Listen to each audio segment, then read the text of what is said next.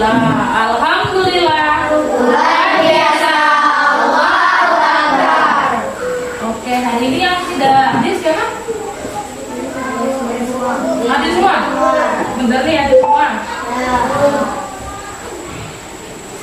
Oke, ketua kelas minta untuk memimpin berdoa. Berdoa mulai. Bismillahirrahmanirrahim. Rabbi zidni ilman warzuqni fahman. Amin. Oke, hari ini tanggal berapa? 20. Kemarin kita merayakan hari apa? 17 Agustus. Jadi berdiri dulu, kita nyanyikan dulu.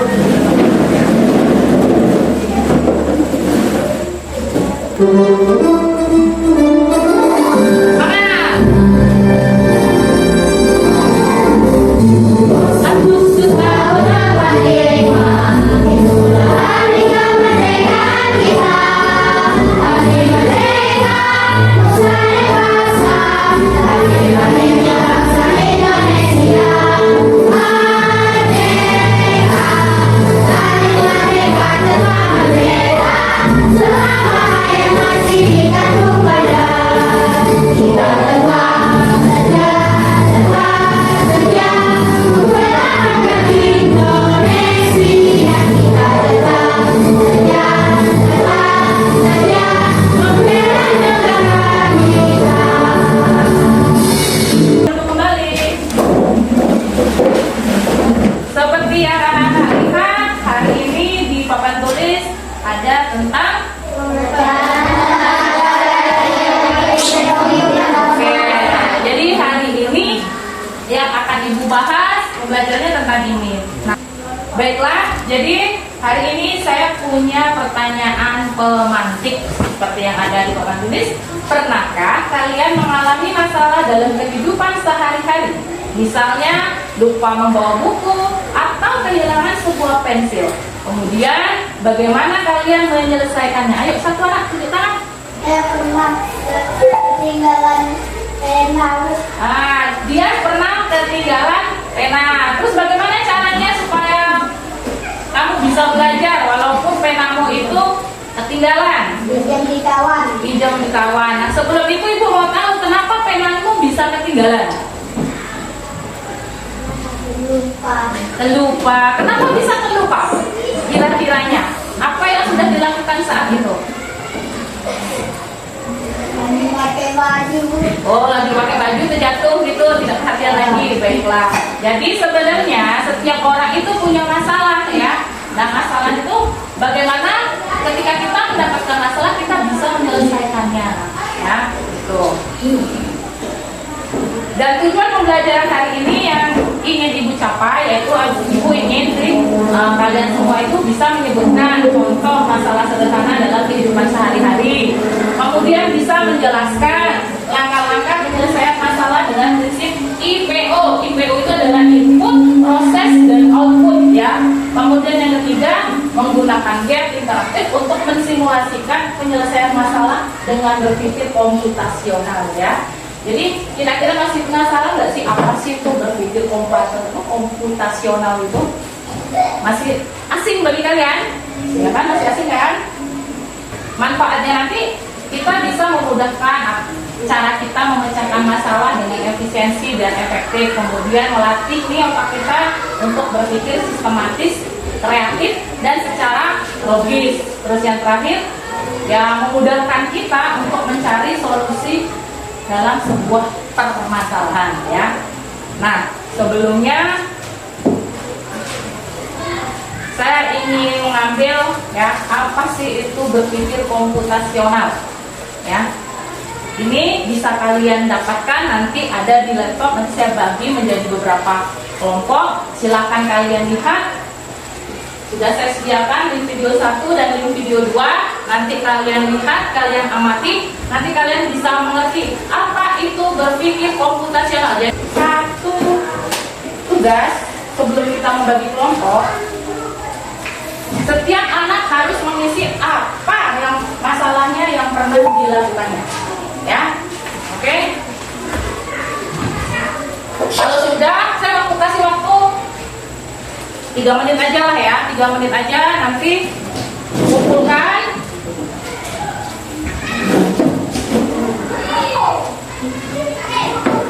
Silakan ditulis cepat nak ya.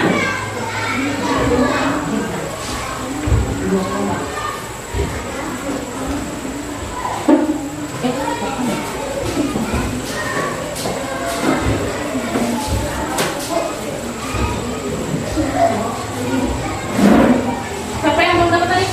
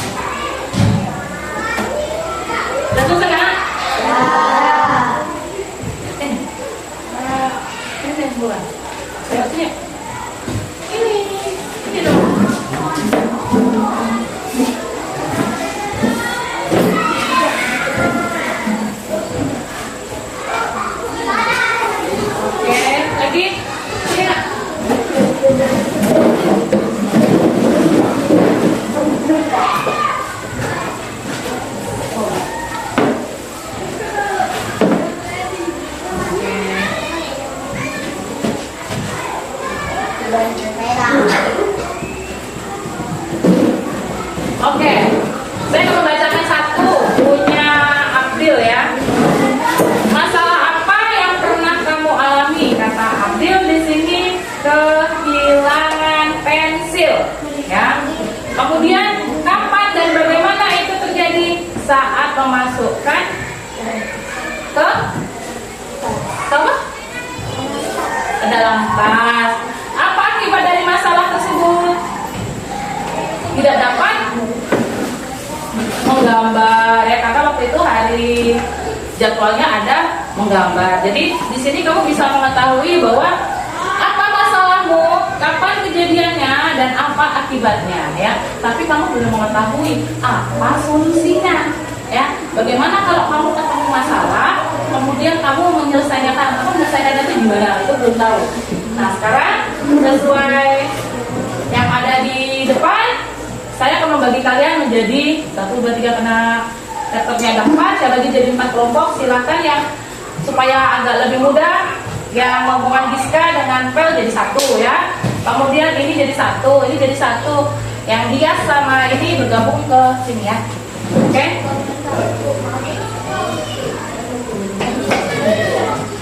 Oke, dan silakan bergabung, diputar kursinya nggak apa-apa.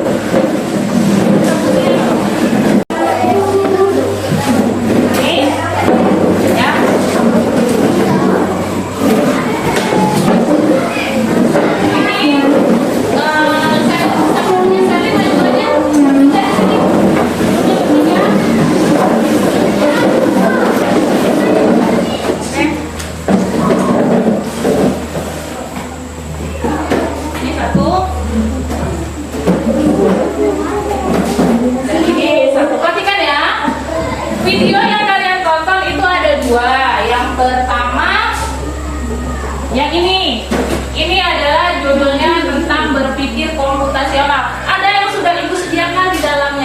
Ini ada dua.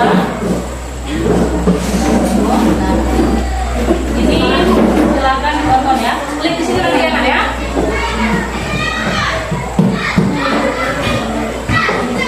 Ya. Jalan ya.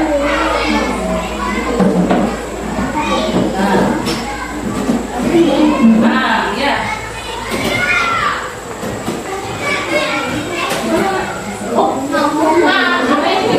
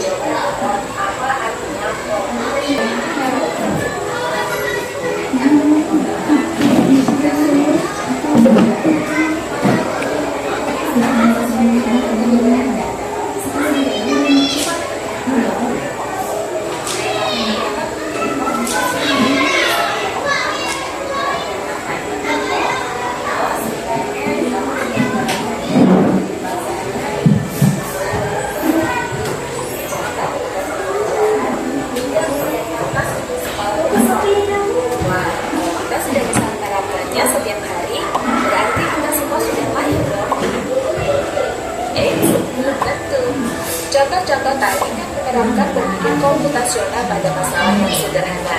Masih banyak nih masalah yang lebih kompleks, seperti misalnya mengatur keuangan bulanan, apa yang harus dilakukan kalau kamu tersisa di pekerjaanmu, hingga memilih jurusan dan lain-lain. Lalu yang lebih penting lagi, ketika kamu dewasa nanti, kamu akan menghadapi era industri 4 dan era 5. Di sini kami berikan catatan yang bermanfaat dunia.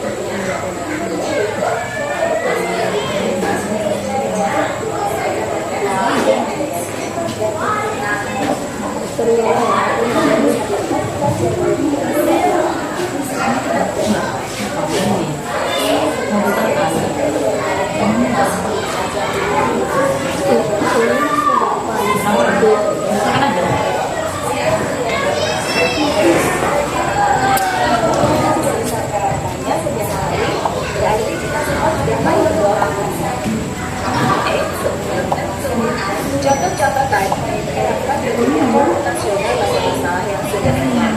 Masih banyak masalah yang lebih kompleks, seperti misalnya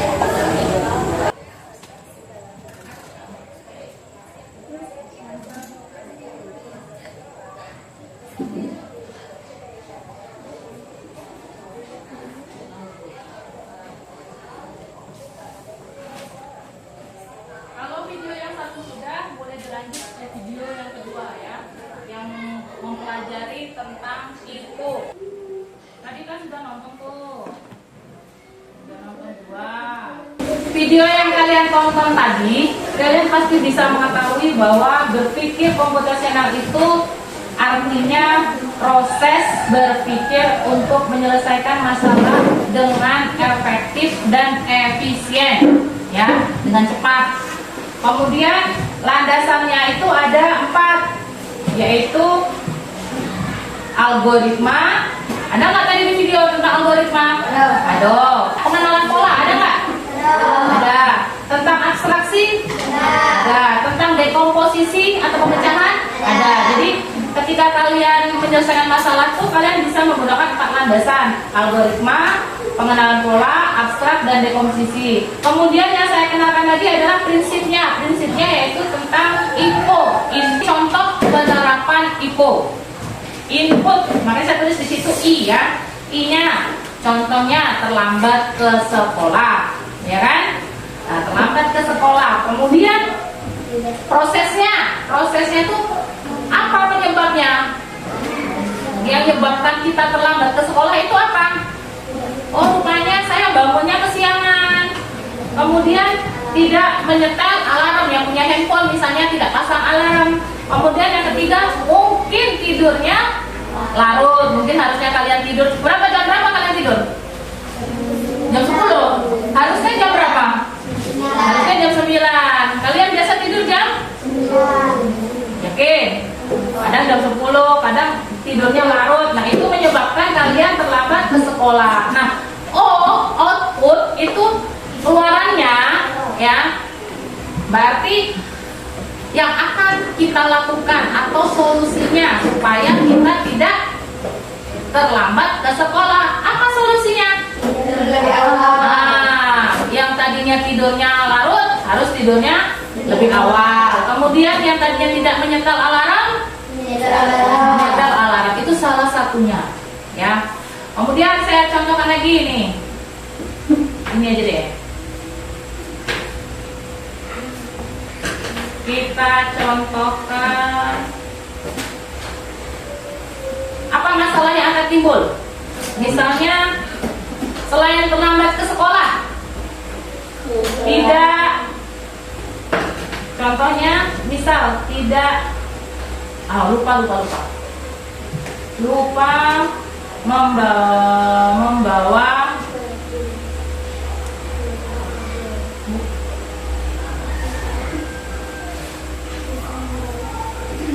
membawa buku IPAS misal. Kemudian apa yang menyebabkan? Kira-kira pertama apa yang menyebabkan? Satu. Apa yang menyebabkan kamu lupa membawa buku IPAS misalnya? Malam-malam apa yang tidak kamu lakukan? Tidak. Contohnya nih ya. Tidak memasukkan buku sesuai jadwal. Oke, sudah ketemu. Apa solusinya? Kamu lupa membawa buku IPAS, ya kan? Terus penyebabnya karena kamu tidak memasukkan buku sesuai jadwal pelajaran. Berarti apa yang harus kamu lakukan? Solusinya apa? Satu, izin mengambil buku. Yang kedua, yang lebih efisien lagi, kalau izinnya berarti kita datang. Untuk berikutnya apa lagi? Memasukkan, mengecek buku, jadwal, mengecek dan membawa buku sesuai jadwal, ya. Itu contohnya. Itu input, proses dan output. Jadi inputnya itu apa masalahmu, kemudian prosesnya ini apa yang menyebabkan, kemudian outputnya ini adalah apa solusinya, ya. Oke, kita lanjut ke berikutnya. Nah, silakan dibuka dan saya sediakan sepertinya.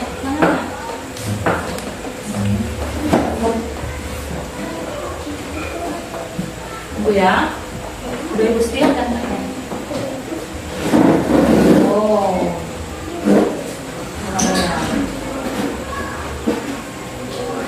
ketik aja itu bang, ketik yang dong, HTTPS itu boleh. Kita mau coba. Oke-nya sudah? Oke. Nah, bagaimana coba kalian cari tahu bagaimana caranya si Angry Bird ini bisa memakan makanannya? Yuk. Di situ kan ada ini tandanya ke sana, ini tandanya ke sana ya. Nih, tahu kan? Nah, pasangkan ke sininya nah. Dicoba. Targetnya kalian harus bisa 5 level. Yang mana itu Yang biru. Yang dimakan yang hijau. Untuk jalankannya yang biru nak. Nah, kan ada arah-arahnya itu kan. Nah, ditarik, disusun ke dekat yang oranye. Nariknya dua nak, ini karena kelompok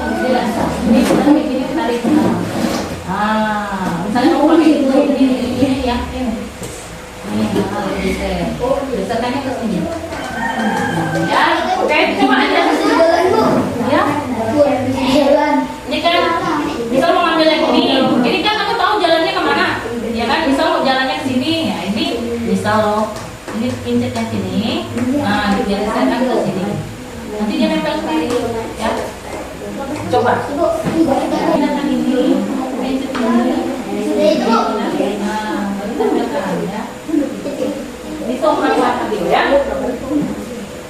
Sampai udah berhasil level 1. Nah, kalau sudah sini. Kalau sudah dijalankan di sini. Sampai berhasil. Level 1. Ayo lanjut ke level 2.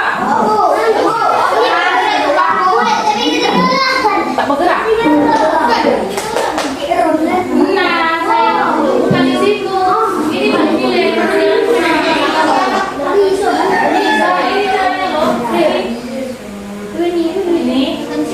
Ini kan diklik dulu, baru geserkan. Nah, bisa kan?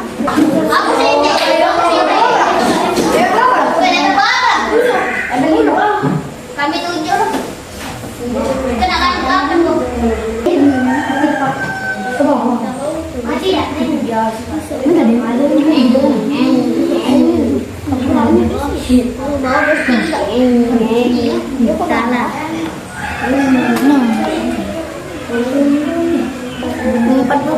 Oke. Mau tahu di kelompoknya siapa?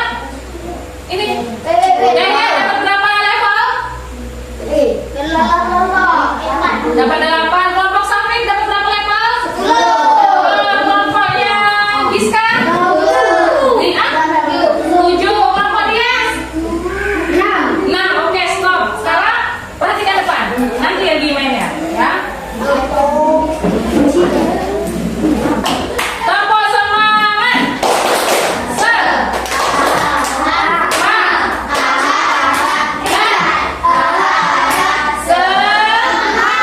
Oke, sekarang ibu tanya, apa yang kalian pelajari hari ini?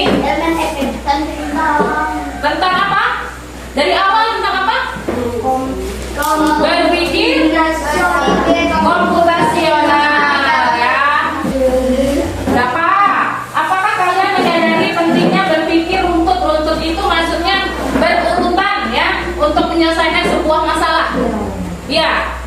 Ya, jadi harus ada dulu masalahnya, terus kita menyelesaikannya secara runtut, ya, baru kita tahu solusinya. Kemudian tadi apa saja manfaatnya? Bisa berpikir dengan cepat, efektif, efisien, ya. Kemudian memudahkan kita mencari solusinya.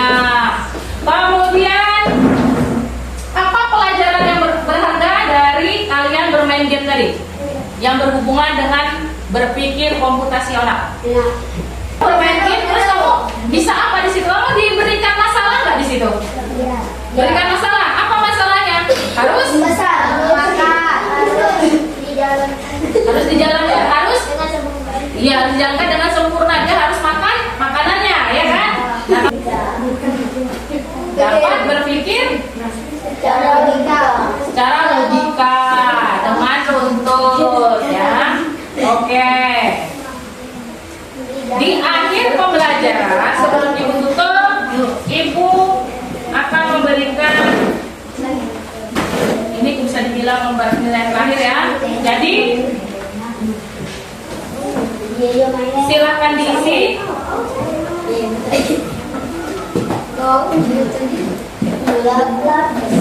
Yuk, ditutup dengan cantik.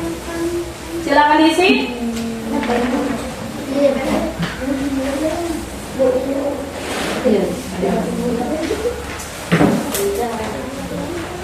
Yuk, diisi. Nanti dikumpulkan lagi, baru kita boleh pulang. Dibacakan enggak? Dikumpulkan lagi. Nanti nilainya.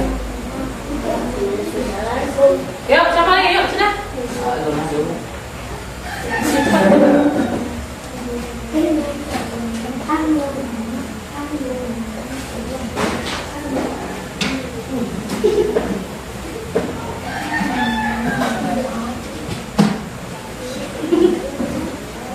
Diam.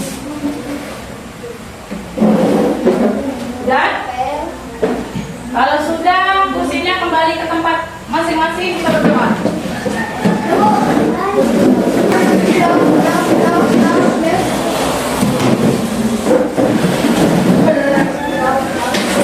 Terima kasih untuk pembelajaran hari ini. Semoga belajar yang menyenangkan, dapat dibawa ilmunya ya. Wah, siapkan kita berdoa. Berdoa mulai.